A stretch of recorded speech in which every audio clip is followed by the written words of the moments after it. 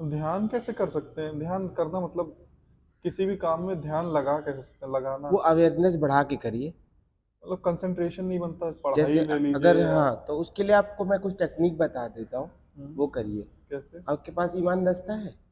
ईमान दस्ता, मतलब हल्दी कूटने वाला जो होता है। अच्छा वो हाँ। खलमूसर। हाँ, कल मुझसे नहीं, वो तो नहीं। नहीं है। अच्छा, तो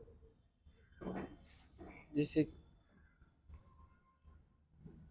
उसके जैसी कोई चीज़ आप बना सकते हैं, और उसमें वो जो होता है ना, खल खल उसको कहते हैं ना, कि नहीं, ठोकने इसको वाले को। मूसक कहते हो। इसको मूसर हाँ। कहते हैं, खल नीचे वाले को हाँ, कहते तो हैं। खल के अंदर मूसक को खड़ा कर दीजिए, अगर वो वाला है तो, जो खड़ा हो जाए। नहीं। फिर उसको बैलेंस करके चलने की कोशिश करिए, इससे अवेयरनेस बढ़ेगी।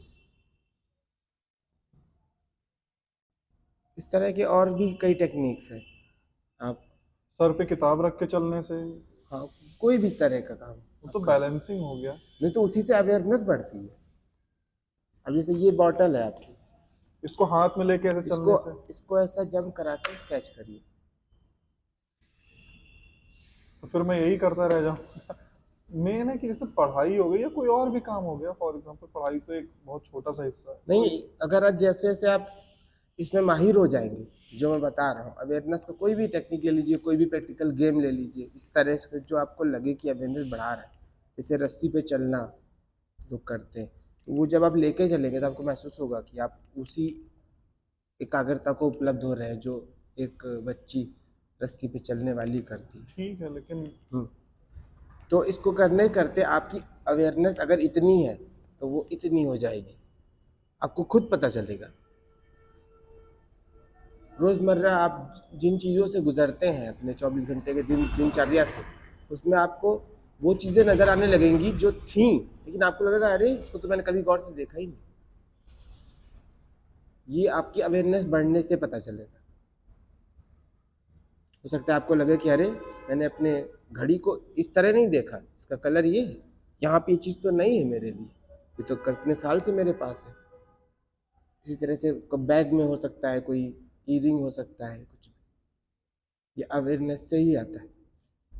आप मुझे सुन पा रहे हैं, अवेयरनेस से ही। कितने शब्द भूल जाएंगे, सही बात है। वो लैक ऑफ अवेयरनेस से। जितने याद रह पाएंगे वो अवेयरनेस से, उसके हिस्से के। इसी तरह से फिर जब आपकी अवेयरनेस बढ़ जाएगी, आप पढ़ाई में जब कुछ पढ़ेंगे जरा सा भी, तो उसके कई डायमेंशन में आपको महसूस होगा। उस शब्द को कई दृष्टिकोणों से आप देखेंगे, उसे कई सिनोनिम्स आपके सामने आएंगे, और उसकी उसकी इमेज आपके सामने भी आ जाएगी। बॉटल तो BOTT लिखा भी रहेगा, बॉटल प्लस नज़र भी बॉटल कई प्रकार की आएंगी, तो उस शब्द को भूलना मुश्किल हो जाएगा। ये अवेयरनेस से ही होता है। बहुत जिन लोगों की बहुत अच्छी अवेयरनेस होती है, वो कई बार तो कुछ पढ़ लें तो एक ही बार पढ़ते हैं, वो 2 बार पढ़ते भी नहीं। एक बुक को एक बार पढ़ लिया काफ़ी है।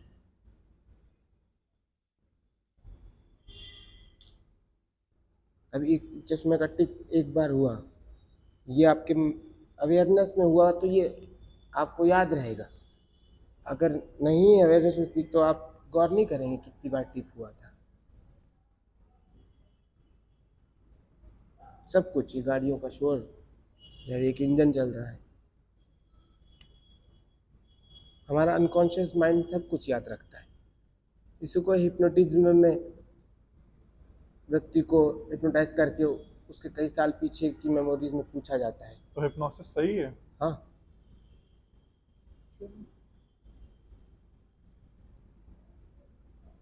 ये माइंड को याद रहता है क्या क्या हुआ।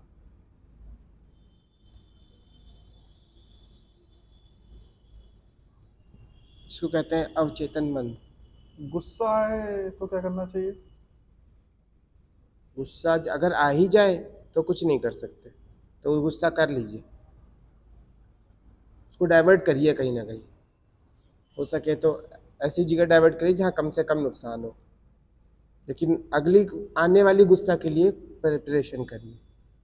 मतलब जैसे आपको गुस्सा आ गया तो आपने किसी को घूसा मारने की जगह आपने किसी चीज़ पे मार लिया, बिस्तर पे मार लिया, तकिया पर टक दी, तो ये डाइवर्ट करके आपकी एनर्जी स्ट्रोक हो गई, है ना, जो निकलना चाह रही थी।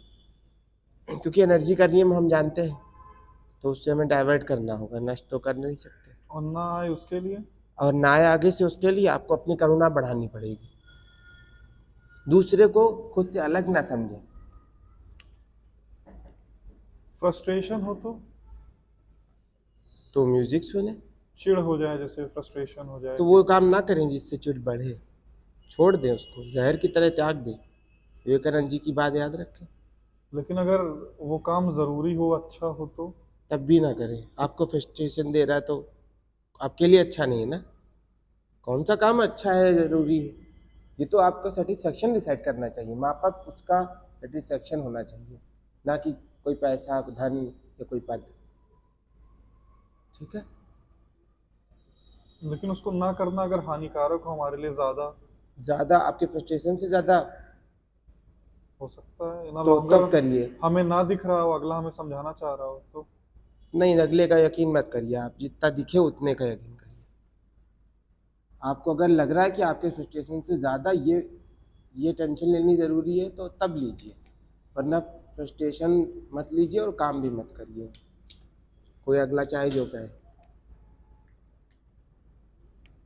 जैसे छोटा बच्चा अगर दूध पीने के लिए मना कर रहा है, क्योंकि ये दूध सब किसी को पसंद तो रहता नहीं है, कोई छोटा बच्चा हो, उसके माँ या बाप या उसका भाई बोल रहा है, तो उस बच्चे को तो समझ में आएगा नहीं, थोड़ा बेवकूफ़ है, नादान है, तो वो मना करे, लेकिन अगर उसकी माँ या बाप उसको जबरदस्ती पिला रहे हैं तो क्या वो सही है?